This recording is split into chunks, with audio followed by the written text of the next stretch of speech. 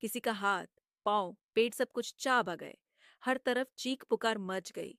लोग अपनी जान बचाकर भागने लगे। खून का धारिया बहने लगा।